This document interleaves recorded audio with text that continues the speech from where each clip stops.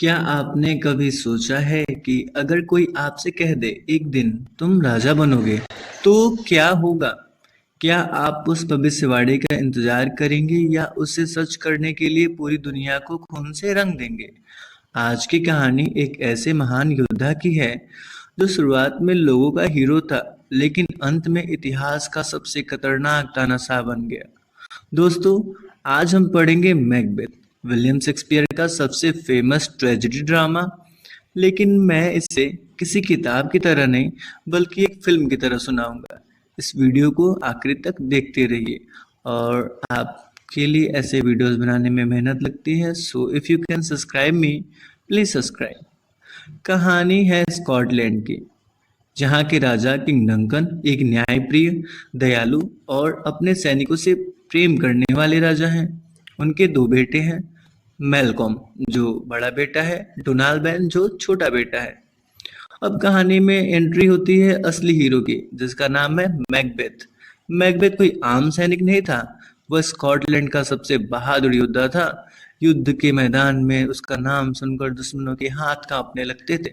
Macbeth के पास एक सम्मानित उपाधि थी, थैन ऑफ ग्लैमिस। उनकी पत्नी भी थी, जिसका नाम लेडी मैकबेथ था, पर लेडी मैकबेथ की कोई संतान नहीं थी। मैकबेथ का सबसे अच्छा दोस्त है बैंको।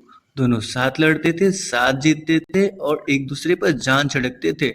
बैंको का एक बेटा भी था, फ्लेंस, और राज्य का एक और ईमानदार थैन था, मैकडफ। इन सभी किरदारों को याद रखिएगा, क्योंकि आगे पूरी कहानी इन किरदारों पर घूमने वाली है। सो आज है मैकबेथ का पार्ट फर्स्ट। Let's begin. युद्ध शुरू होता है। एक दिन स्कॉटलैंड पर हमला हो जाता है। दुश्मन है नॉर्वे की सेना, लेकिन सिर्फ नॉर्वे ही नहीं, स्कॉटलैंड के कुछ गद्दार, जिन्हें स्कॉटिश लेवल कहा जाता है, वो भी दुश्मनों के साथ मिल जाते हैं। यानी बाहर के दुश्मन और अंदर के गद्दार। स्कॉटलैंड दो तरफ से घिर चुका था। किंग डंकन बहुत चिंतित थे। अगर वह युद्ध हार गए तो पूरा राज्य खत्म हो सकता था।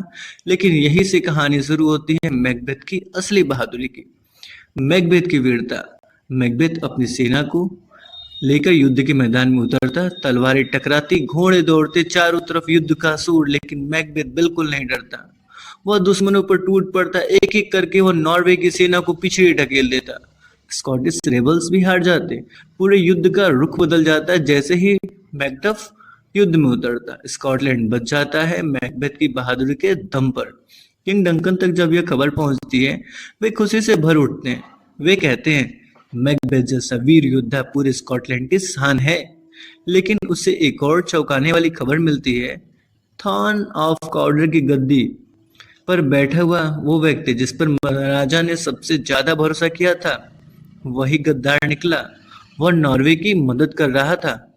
राजा डंकन तुरंत आदेश देते हैं, देशद्रोही को सजा दी जाए, उसकी सारी उपाधियां छीन ली जाए, और फिर राजा फैसला करते हैं कि थैन ऑफ कॉर्डर की उपाधि मैकबेथ को दी जाएगी। लेकिन मैकबेथ को अभी तक इस फैसले की कोई खबर नहीं थी। उसे बिल्कुल अंदाजा नहीं था कि कुछ ही मिनटों में उसकी जिंदगी हमेशा के लिए बदलने वाली है। अचानक सीन बदलता है और हम मैकबेथ और बैंको की तरफ चलते हैं, जो युद्ध से जीतकर जंगल के रास्ते अपने घर वापस आ रहे हैं। चारों तरफ धुंध, तेज हवाएं, और अचानक उनके सामने तीन चुड़ैलें प्रकट हो जाती हैं। वे मैकबेथ की तरफ देखकर मुस्कुराती हैं और कहती हैं, all hail Macbeth, thane of Glamis. Macbeth हैरान नहीं होता, क्योंकि वह तो पहले से थैन ऑफ ग्लैमिस था। लेकिन दूसरी चुड़ैल कहती है, all hail Macbeth, thane of Cawdor. अच्छा, ऑल हेल का मतलब हुआ मैकबेथ की जय हो। अब मैकबेथ चौंक जाता है, मैं थैन ऑफ कॉर्डर कैसे हो सकता हूँ? और तभी तीसरी चुड़ैल कहती है, all hail Macbeth, the future king of Scotland.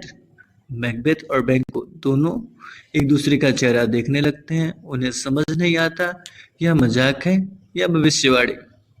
खैर, ये पहला पार्ट था। अगर आपको कहानी पसंद आई हो तो लाइक शेयर सब्सक्राइब करिएगा। आगे नेक्स्ट कहानी को हम सेकेंड पार्ट में डिस्कस करेंगे। Thank you for watching.